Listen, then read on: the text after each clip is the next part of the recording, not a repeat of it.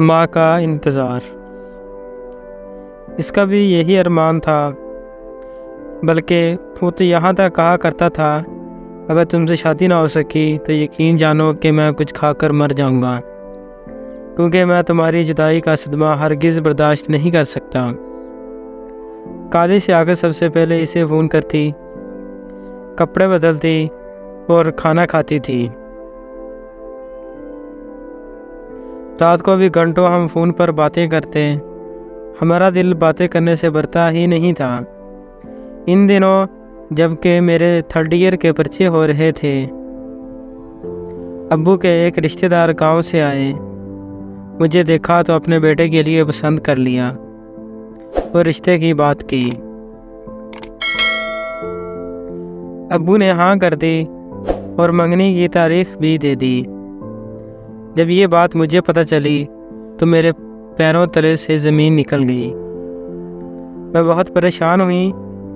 नाश्ता भी ना किया और कॉलेज आते ही मुनीर को ढूंढने लगी ताकि अपनी परेशानियों से आगाह करूं। 2 पीरियड व मुश्किल पड़े, तीसरा पीरियड खाली था।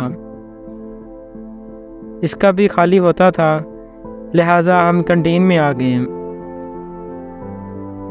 मेरे चेहरे पर नज़र पड़ते ही पहला सवाल इसने ये किया कि बुशरा, क्या बात है, तुम क्यों उदास हो?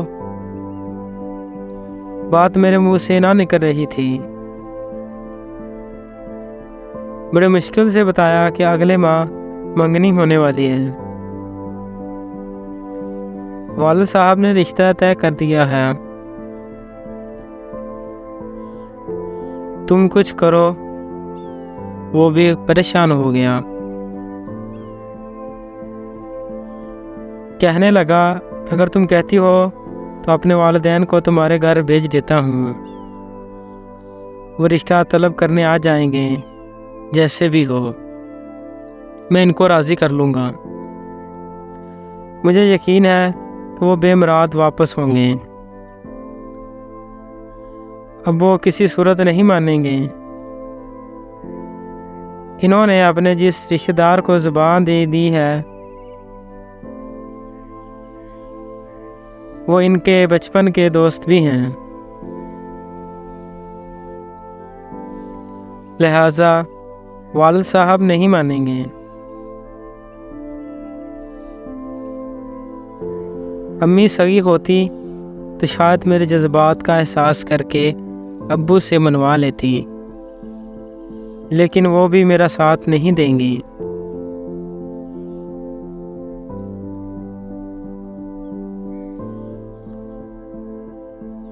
तो फिर तुम ही बताओ कि आगे क्या सूरत बाकी रह जाती है। तुम क्या सोचती हो? इसने पूछा। अगर तुम वालिदैन की पसंद को कबूल करती हो तो मैं हमेशा के लिए तुम्हारे रास्ते से हट जाता हूँ। फिर कभी मैं तुम्हारी राह में नहीं आऊँगा। मैं तो मर जाऊँगी, लेकिन तुम्हारे सिवा किसी और की दुल्हन बनना कबूल नहीं है। मैंने रोते हुए मुनीर से कहा। फिर तो एक ही रास्ता है कि हम किसी बड़े शहर जाकर कोर्ट मैरिज कर लें और तुम घर को खैर बात कह दो।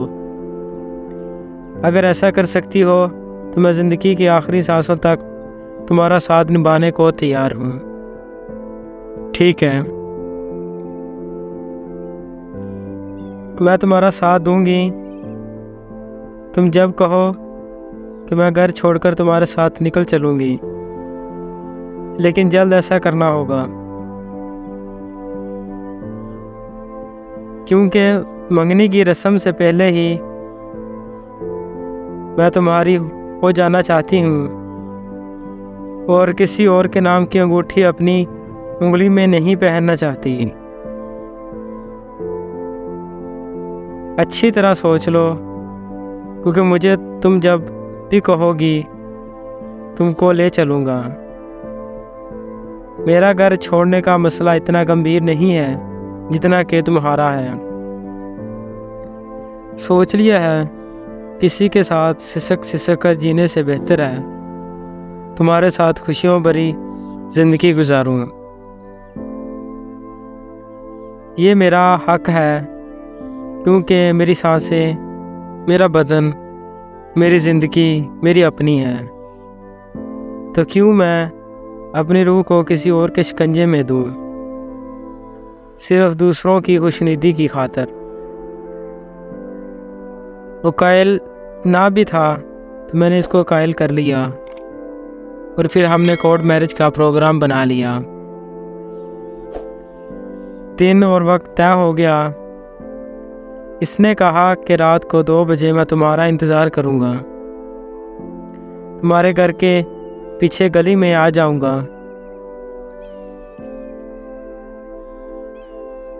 जब रात के 10 बज गए मैं बहुत परेशान हो गई। सोच रही थी कि घर वाले सब सो जाएं तो मैं कपड़े तब्दील करूं और बैग में थोड़ा सा सामान ज़रूरत का और चंद जोड़े कपड़े रख लूं। 12 बजे तक सब ही सो गए। तब मैंने नहाकर कपड़े बदले, बाल खुश किए, फिर बैग तैयार किया।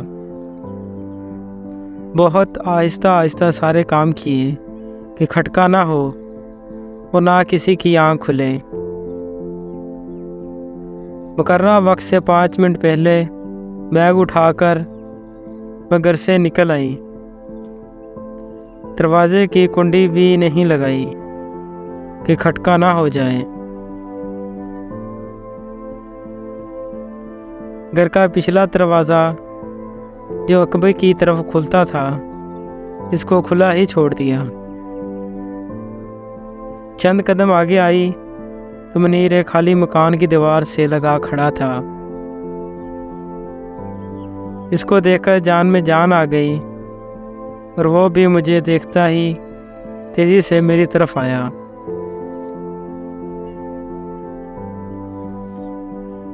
मेरा बैग हाथ में ले लिया और थोड़ा सा चलने के बाद हम गली की नुक्कड़ पर पहुंच गए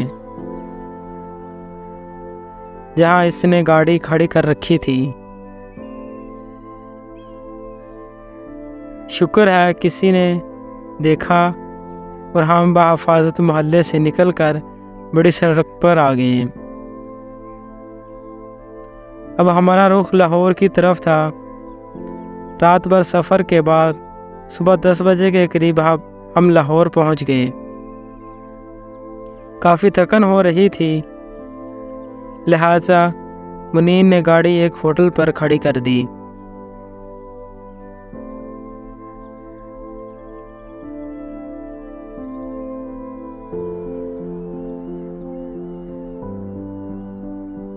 टू बी कंटिन्यूस।